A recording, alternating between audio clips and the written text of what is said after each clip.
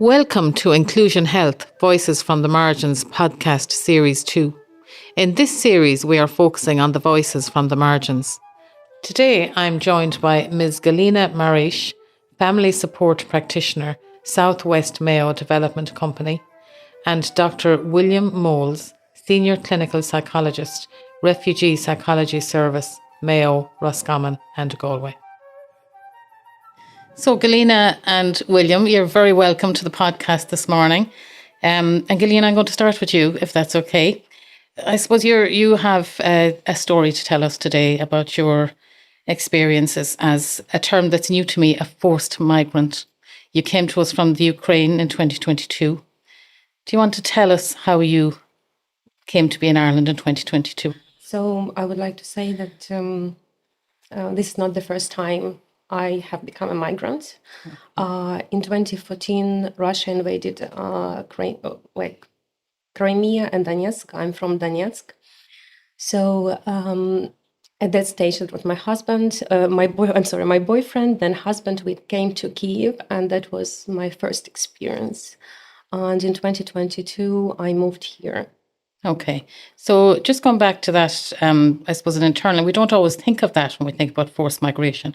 We tend to think of country to country, but you moved within your own country. What was that like for you? That was hard experience, I believe. For a year and a half, I found it really difficult, as I was lost in my fantasies, as if I come back to Donetsk, everything will be the same as it was. However, that was I had an amazing help of my husband. So he was my support when I was totally down. That was a huge difference. In Donetsk, I graduated, I had an amazing job, my parents were there, friends and all together, and then we had to move to Kyiv and start it all over again. So Kyiv is super pricey, I would say, a town, city that was 5 million people out there. And we started basically from the scratch, not knowing what to do, how it all works, and etc. And it took some time. Basically now, I see that it works in the same process in Ireland as well. So kind of the second time, more or less, I forgot that word, relatively, I knew what is gonna be. So main thing, not to give up and keep going. Okay. So you were in Kyiv until 2022. I bought an apartment in Irpin. It's near Kyiv, and Russian troops, they landed in my town, in Gostomel, in Bucha. Now these towns are considered to be as hero towns, as they were captured by Russia for 3 months, occupied by Russia by 3 months, and a huge amount of people were killed. I was super lucky. I was at that stage going, I left the town with my father and my friend the second day of the war. I'm not saying any more about my husband, as he died a year before the second war. So I would consider I've been through 3 wars. One of them is my personal one. That was the hardest. So, and we left the town in the morning. In the afternoon, in the evening only, I managed to see the pictures, how it all was. All the citizens that were going the same route that we were, they were killed by Russian troops. Oh my goodness. Yes, that was very frightening for you. I would say the difference between the first war and the second war, apart with that I was younger and I didn't have that much resilience, is that animal fear, because even though I had a little bit in mind that Russia is not gonna stop, kind of had this understanding but didn't want to admit that, is the level of aggression that has been present and that is present still. Every day our towns are under shelling. It's not widespreadly shown in the news, however, it's still going on. So that's really huge. So you taking all that with you, then had to leave Ukraine and you had to come to Ireland. Yeah. So what was that like, being a forced migrant in Ireland as opposed to Ukraine? So that's a long process. However, it's interesting how it works in our mind. Like when you have a huge difference in the scene. So I remember for the 2 weeks, I couldn't stop watching the sky because there were no planes that could kind of come down, and with soldiers and all the rest. I enjoyed the first 2 weeks. Okay. That was different experience to other Ukrainians, like because we have been from different cities, different coping mechanism, and all the rest. My journey is that like that was a huge ups and downs in the mood. Excited by the welcoming people. I think like I've never ever met so open, and like of course I've met in Ukraine some, but here the level of support at the start, that was so huge. Okay. I didn't expect that, and even though I could understand only half of it, what people were saying. But and we talk really very fast, don't we? We're Irish people talk fast. If you smile and give a hug, it works. Well, that's a very good takeaway: a smile and a hug. Yeah. So you mentioned there you mentioned the services there, and you had did you have to access services after you came in? How did that work for you? So I started first of all as a volunteer at the school. So one of my coping mechanisms is to try to be as busy as I can, and I don't know why, but I felt so sorry for the kids that they have seen that. Like, I believe that children shouldn't see the evil side of this world. So I was trying to be helpful in any possible and impossible way. I was living at the hotel with other Ukrainians, so we were trying to organize art classes and all that different stuff. So volunteers has helped us hugely. But from the second week, that was the point where we had to access healthcare system straight away. Okay, tell me about that. That was interesting because I had to be strong, had to look to other Ukrainians as if I know what is going on, and I had no idea how it all was working. But I have met many fantastic people who were trying to explain to me bit by bit how it all works, because I do know that expectations, when they aren't met, that's quite a bad thing, because it triggers you, it brings loads of emotions. So I was trying to kind of find out what people do want, what do they expect, and how it all works in Ireland, to give as much information as possible. Okay. So that no one would feel lost. Okay. And would receive the closure and hope that it will be better. And where did you get that? So you tried to do that for your fellow Ukrainians? Yeah, that's how it started. Where did you get that information about what they should do or where they should go? So, as I said to you, I met here a few people that have been living here for long. One of them is my friend. She's not from Ireland, but here for a long time. So she has told me quite a lot of information, how it all works, what the stages are, or the rest. And just simply, I approached people and asked them. We won't be beaten for that. Okay. There's nothing wrong about ask as much as you can, to summarize, to have it as clear as possible. Like, you came from to Kyiv and then you came to Ireland. It sounds like you had there was a lot going on there for you, as you've said. But you see, how do you cope? You seem to be very resilient within all of this. How can you be so resilient with all that has happened? What keeps you going? I can't say that I'm resilient all the time. I have my ups and downs, and on that moment, I have my family, my friends, I have met here many amazing people who have became my friends. I managed to bring my parents and my dog, so that's a huge help. But when I came here and was trying to figure out how it all works and etc., what helped me is the beliefs that I had. Some of them is that I cannot give up. Another one is I promised to my husband that I have to live this life for two of us, now and on, and strong belief that like I managed once, so I can manage the second time once again. And you're here in Ireland now 2 years, over 2 years, 2.5. What's life like in Ireland for you now? Feel much better. Honestly, like I have a good job. I'm a student on the third year.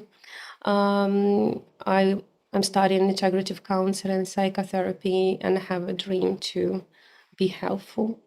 Afterwards, I used to volunteer at a WARM as well, so I was trying to be busy. I was trying to pick up good points, something nice that helps me. Now I feel myself, finally, I feel myself a little bit more settled. And I'm happy about that because at some stage I felt that I am tired of keep working.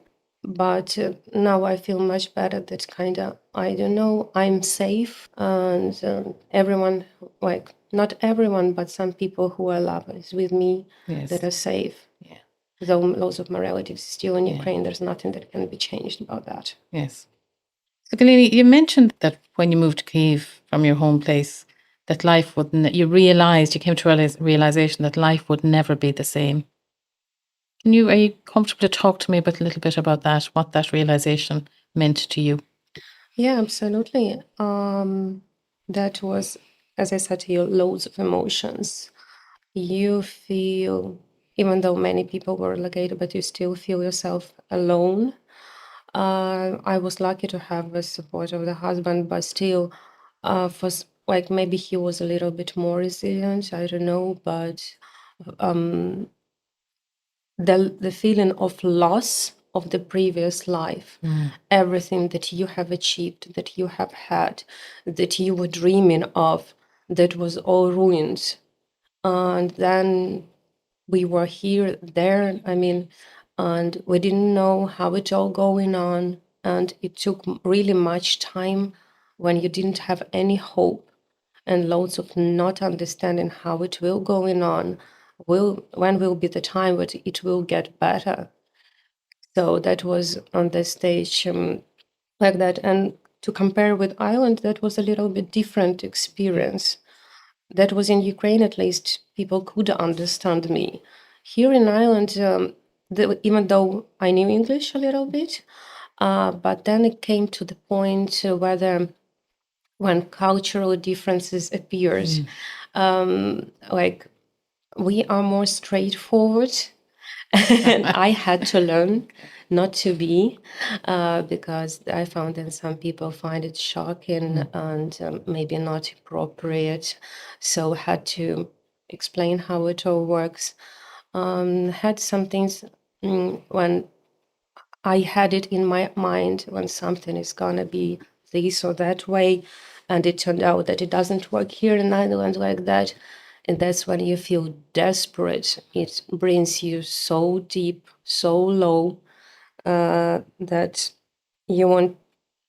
I remember I had situations when I was crying hard, kind of, I just want to go home where everything is understandable, where I know how it all works, where kind of I have my place, which is safe. Unfortunately, out of my walls, it's not safe. That would kind of stop me. To people who don't know me from for a long time. So loneliness in all of that, because I shared a little bit, but I was trying not to overwhelm and was trying to keep going in all the rest, but loneliness hit me loads of times, taking on board the fact that I kept grieving on my husband. So like loads of emotions on different stages, and especially on the situations where you cannot control the situation or when you don't have some information how it all works in here. Okay. Galyna, thank you for sharing that experience. And, I really feel your sense of grief and loss and loneliness, it is what you went through at that time. In terms of support for you during that time, and specifically since you came to Ireland, what were you able to access any health service supports, or was it all through your own community supports, your parents, or how did that work for you? So initially, fortunately, I was lucky not to have a need myself. But I have been helping with translations loads of times, especially the first time. In majority of cases, that was the first few months, many people had panic attacks, and they confused them with stroke, heart attack, whatever. So I remember I was impressed by how ambulances are equipped. Okay. So that was shocking, honestly. That was quickly, that was organized in emergent situations. That was just so bit by bit, we do this. I was like with people on all of the stages of all of that. That also another part that was shocking, that like we had to sit for a little bit of time. But when I realized that when you get there, you will be checked. Like all of you will be checked how it's all working, how it's all going on, and etc. etc. And I'm lucky that I'm curious. I kept asking. Okay. And in terms of the more psychological end of care, So from psychological point, I believe the hardest moment in all of that is to calm down people with whom I was. Is that they were triggered so much, especially when it came to the kids, when they see that child is crying, feels unwell, and kind of we should wait, and there wasn't like, and they couldn't say a word to find out how long it's gonna take. So you kind of, you can sense the feeling of hopelessness, anger, frustration, and it's not even about like medicine, but about everything. You can see how much people have been brought up to the point where they experienced that before. I might be wrong, but I can only judge by myself how it all happened to me in the other situations where I couldn't get what I wanted and I didn't know how it all works. So it kind of was triggering. So I had to be a mediator and to calm down, to explain, to find out what expectations, what to do next, and all the rest. And that what has helped, but the level of emotions is super high. Galyna, that is some story from you. And what I'd like to know is, how are you now? You've talked about your grief, you've talked about your loss. Where are you at now? I feel quite settled and much better, and maybe settled because of the realization that no matter how many storms we have been through, they don't define us. What our strength, our hopes, our beliefs, our dreams, and that's what defines us. Recently, there was a song, the new song, Ukrainian one that I've heard. If there is a storm, so try to learn how to dance under the rain. That's lovely. Yeah. Yes, then I'm glad you're good and you're studying, you're doing your course, so that's good. Yeah. Thank you. I'm going to move now more into the health service end and the broader experience of people from different countries. And I know you don't only work with Ukrainians, Galyna, is that right? Can you tell me a little bit about what you do? You don't have to tell any stories, anything about any person, but just what do you do with different people, different nationalities? So I used to work and help more closely Ukrainians before. Now I help different nationalities from all over the world. And I can say that my life has changed dramatically during this period, because I have never been thinking that so many traditions, so many nationalities with this variety of beauty inside them exist. So I can say the more I have asked people about themselves, the bigger my mindset has broadened quite a lot, and I'm super lucky to meet even more beautiful people and have them in my life now. Okay. And so you worked as a translator in the past. So you came to translate for people that were in the health service. I volunteered. You volunteered. Apologies. I volunteered, and on some period of time, I used to work as a Ukrainian support worker with Southwest Mayo Development Company, and now I'm family support practitioner, but with international protection applicants. So part of this period, I volunteered, and part of it was as a job. Yeah. Okay. So when you looked after that, when you were with that person coming into the service, what did that look like? So one of the points is to find out what expectations are, to be with a person, to find out what they want, how they feel, and to be that strong person that they can rely on. So even though, like sometimes I go with people who have English, but they need someone who will make it clear, understandable, and be that someone they can rely on when they are broken mentally and they don't know what to do.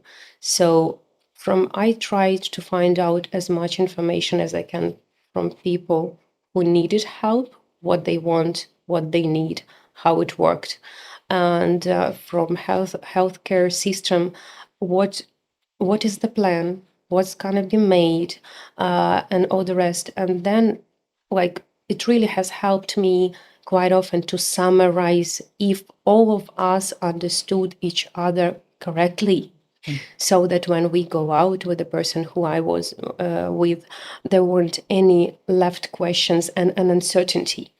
And that has helped to kind of settle down. And once again, like, so look, yeah, I can feel that you're a little bit panicking, but we got this plan. If we got a plan, everything is understandable. We keep going, and everything will be fine. Okay. And I think you said the last day that you prepared for in advance as well. So you came in with your questions ready, so they got the most. When I had the chance, it wasn't always like that, but when I had the chance to find out an information in advance, that was super helpful, because it economized the time.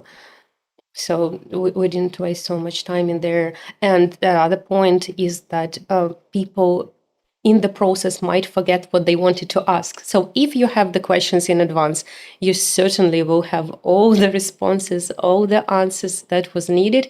So there won't be, could you please call me for another appointment? Yeah, absolutely. I think that's good advice for anybody, whoever you are accessing the health services. Just talking a little bit more about your role, Galyna, and I know the people that you support when they're in the services may be in a lot of distress, and that, as we said, might come out of anger. What can you do in your role to help that person in their distress? So sometimes it's not even about the anger, about people crying, desperate, and all the rest. What helps is grounding techniques. In simple words, sometimes if people allow it, the culture allows, to give a hug, to touch the hand. And the second point is to remember what you have been through and you have coped. So to bring the person here and now, and just to make it such a big importance that you have done it. And on the top of it, sometimes not sense of humor, it helps quite a lot.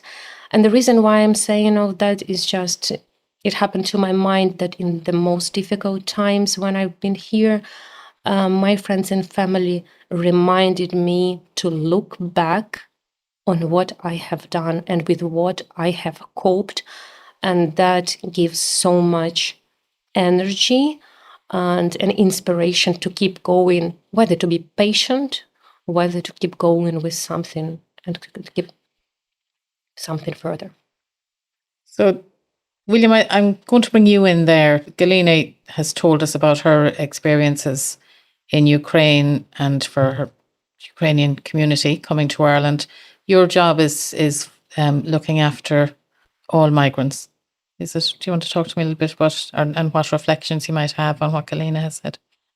Yes, so I'm a senior clinical psychologist and I work with the Refugee Psychology Service here in the west of Ireland, covering Galway, Mayo and Roscommon. But that's just me. That service is just me.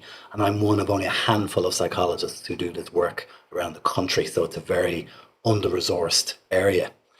So I suppose listening to Galyna's story, I mean, I'm thinking of a lot of things that are quite salient. I'm thinking of what we might call a forced migrant. There's lots of terms around that. It might be refugee, international protection applicant, BOTP, or someone who comes here in the refugee protection program. Each one of those adults or families or children will have a complex story behind them of a very complicated journey.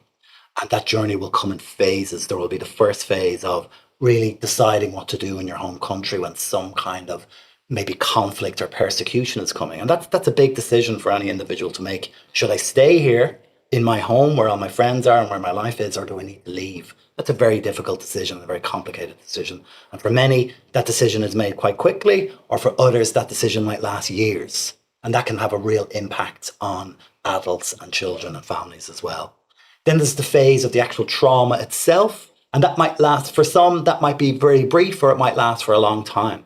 Then there might be the journey that someone goes through. So some forced migrants might come here quite quickly, where others, it might take years to get here. They may travel through very precarious circumstances and then just be at risk of violence, persecution, and sexual violence as well. We know that can be very high in this population as well.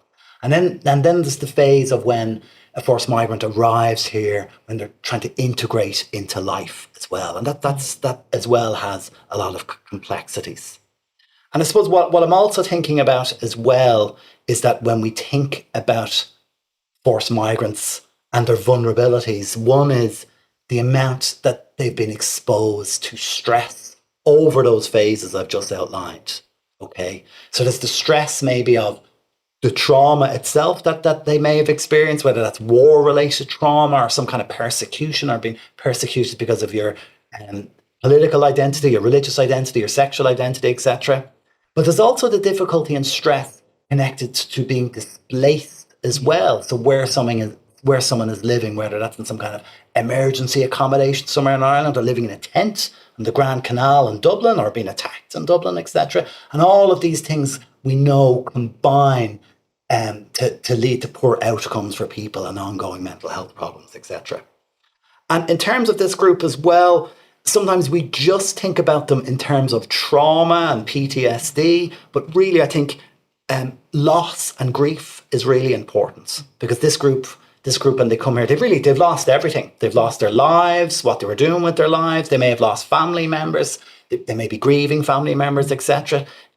And so there can be a lot of real difficulties as well, and challenges to overcome. And I think, Galyna, when we were talking on Friday, you mentioned the challenges, like a lot of forced migrants come here, maybe single mothers or women on their own, or especially if they come from war, that they will be displaced from that as well. And that brings its own challenges. I don't know, William, do you want to pick up on that?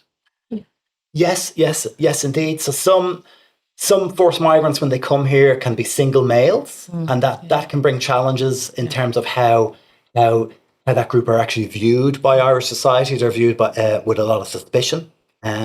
Some come here as complete family units. Lots of young people will come who are unaccompanied, and we know that can lead to lots of challenges as a young person grows and develops, because they don't have a primary caregiver with them. And we do know that there can be lots of mothers who are here with their children, and particularly from Ukraine, because it's hard for males to leave Ukraine at the moment. And that can have a real impact. It can be very hard to parent. It can be very hard to parent separated from your partner.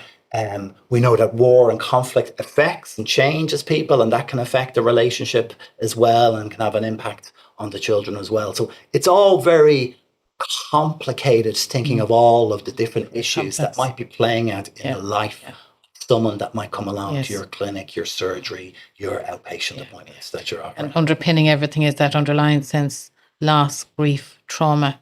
So in terms of access in the service, or what services are there for forced migrants? Well, in terms of forced migrants, whether you're here as part of the refugee program, okay, so if you've come here from Syria, there's a European-wide program where refugee status has already been granted to this group, and they are given temporary accommodation, etc., and help to find more permanent accommodation.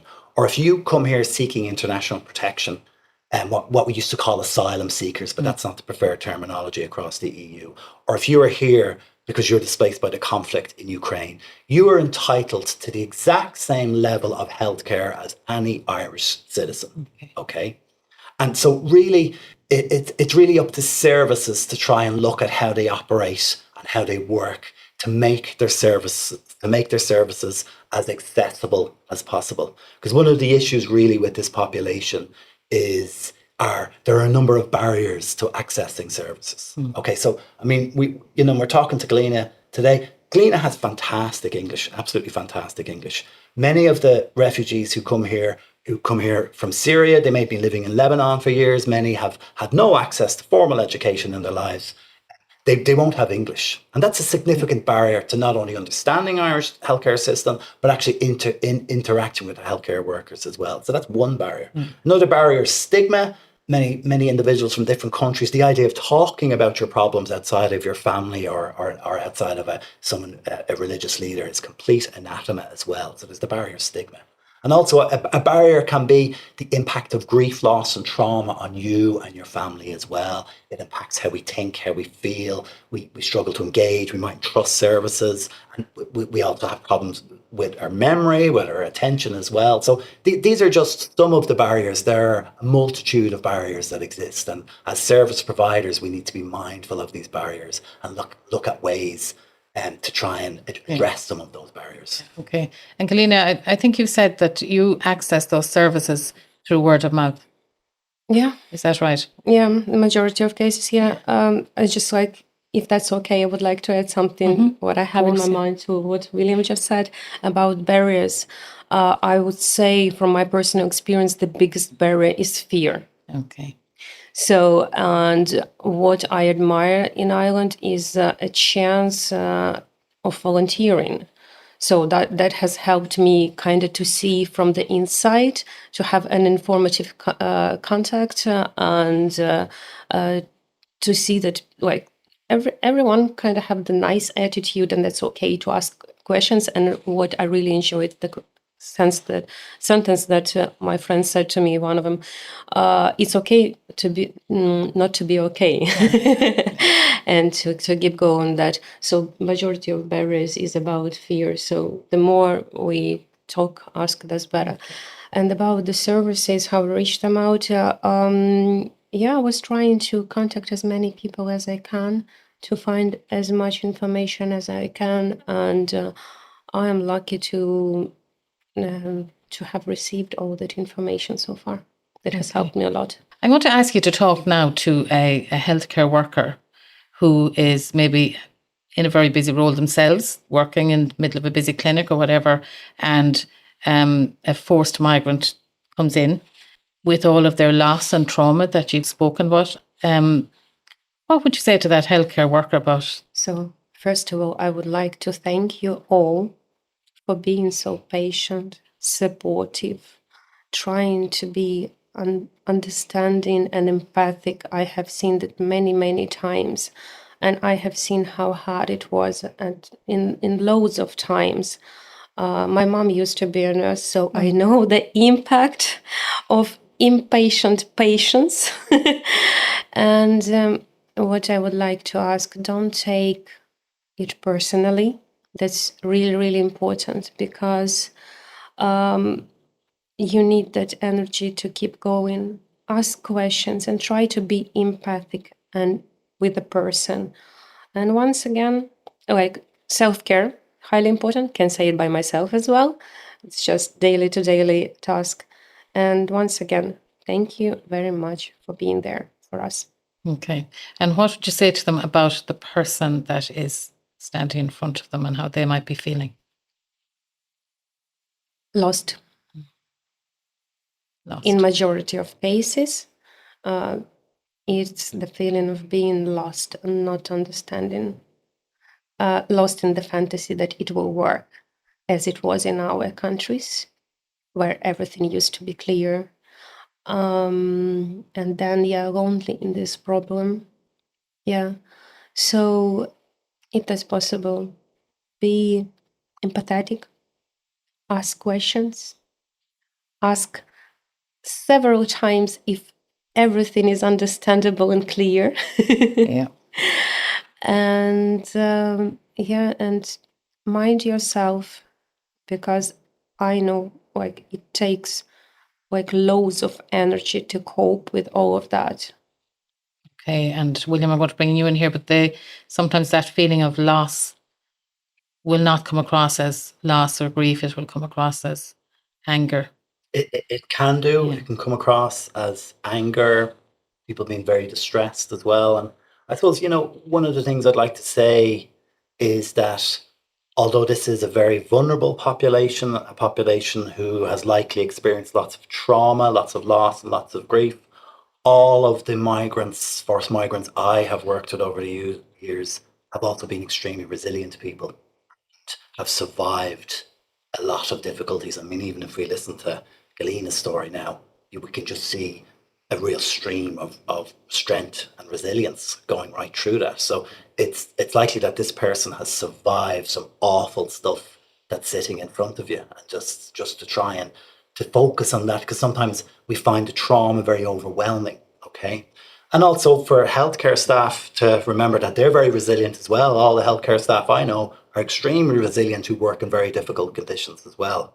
And it's really about trying to get a bit more education and just to think about what we do. I mean, I'm learning all the time. I had to learn how to work with an interpreter. I had to think about how I work with people from a different culture. I had to think about how I operate my service. So it's these kind of things. We need to think about how we engage people in the letters we send out. Are they understanding us? What are the practical needs of this family? But if we take a little bit of time to think about how we operate our services, and we can really make an extremely positive contribution to this group of people who, despite the trauma, are extremely resilient.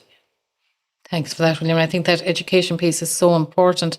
Like, until I met you, that I know I said at the beginning, forced migrant was a new term on me, and I think it says it all, really, with all the other labels that we have been placed here. But that really is it. Thank you, William and Galyna. Galyna, I'm going to leave the last word to you. And William mentioned the word resilience there. You're, to me, a very resilient, wonderful person. It has been an absolute honour and privilege to talk to you today. So can you just maybe give one final word on resilience to us, maybe? I would say we never know when our time is over, but this is our choice what the quality of this time will be. Thank you, Galyna. Thank you, William.